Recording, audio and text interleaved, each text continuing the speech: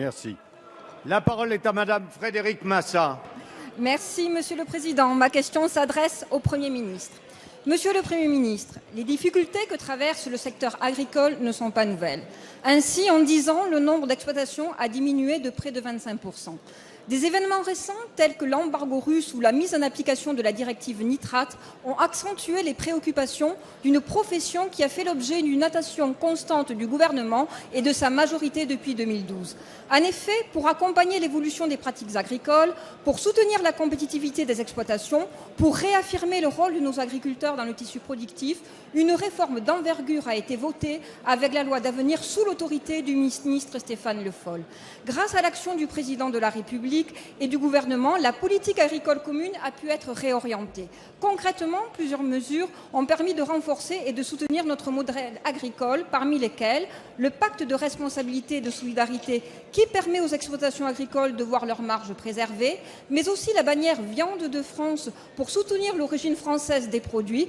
Et enfin, grâce aux avances sur paiement des aides PAC, 3,4 milliards d'euros ont pu être versés par anticipation aux agriculteurs. Cependant, le chantier porté par le gouvernement et la majorité n'est pas terminé. Il faut que le choc de simplification dans lequel nous avons inscrit notre action puisse bénéficier aussi au monde agricole. En effet, l'empilement de normes issues depuis plusieurs années de réglementations diverses aboutit sur le terrain à un ras-le-bol de nos agriculteurs face à l'inflation normative.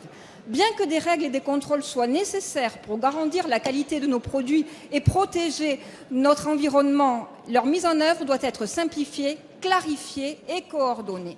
Monsieur le Premier ministre, pouvez-vous nous dresser les pistes de travail que votre gouvernement va initier pour poursuivre le soutien des gens engagés en faveur de notre agriculture et de nos agriculteurs?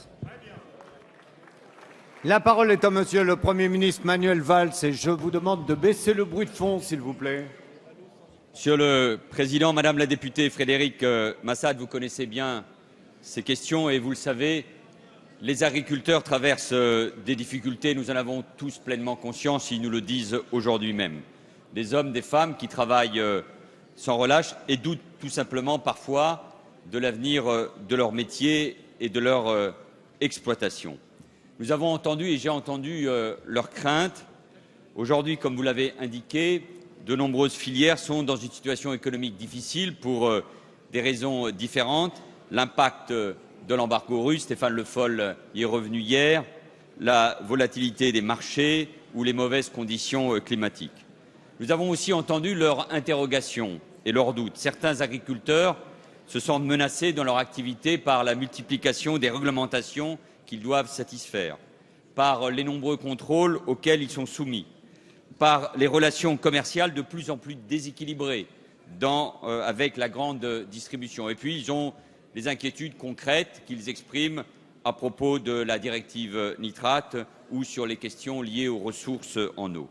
C'est pourquoi nous avons reçu avec Stéphane Le Foll, le président de la FNSEA, M. Belin, et celui des jeunes agriculteurs, M. Diemer, le 7 octobre dernier, et ils nous ont présenté les causes d'une crise que l'on pourrait appeler économique, sociale, mais aussi morale. Les agriculteurs ont besoin de retrouver confiance dans l'avenir de leur profession. Il faut le rappeler, l'agriculture est une chance pour la France et doit participer demain à relever les défis alimentaires, environnementaux, énergiques et sociaux. Et dans ce contexte, vous venez de le dire, ils ont besoin de réponses à court et moyen terme. Nous avons mis sur pied, en accord avec les représentants agricoles, une méthode qui mobilise le gouvernement, plusieurs ministres, Stéphane Le Foll bien sûr, mais aussi Ségolène Royal et Geneviève Fioraso, Emmanuel Macron et François Rebsamen. À court terme, je vous confirme que 3,5 milliards d'euros d'aides communautaires ont été versés dès le 16 octobre et que les dispositifs nationaux pour alléger les charges des agriculteurs en difficulté sont disponibles grâce à la mobilisation de la MSA. Le gouvernement se bat aussi pour que les conséquences de l'embargo russe ne soient pas supportées par les acteurs de ces secteurs et que pour de nouveaux marchés soient ouverts grâce à la mobilisation de nos réseaux diplomatiques.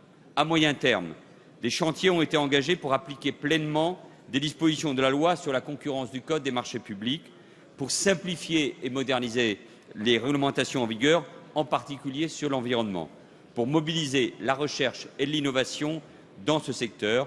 Des décisions sont prévues dans les prochains mois, notamment au début de l'année prochaine. Enfin, j'ai décidé de confier une mission à un parlementaire, à un agriculteur et à un fonctionnaire du ministère de l'Agriculture pour qu'ils proposent des améliorations et des simplifications aux dispositifs existants et fassent en sorte que les contrôles se passent mieux dans le respect de tous et notamment des agriculteurs. Comme vous le voyez, Madame la députée, le gouvernement est mobilisé dans une démarche pragmatique qui doit apporter des réponses concrètes aux demandes, aux attentes, aux angoisses des agriculteurs, parce que l'agriculture et les agriculteurs sont des acteurs essentiels pour notre pays et pour son avenir. Merci, Monsieur le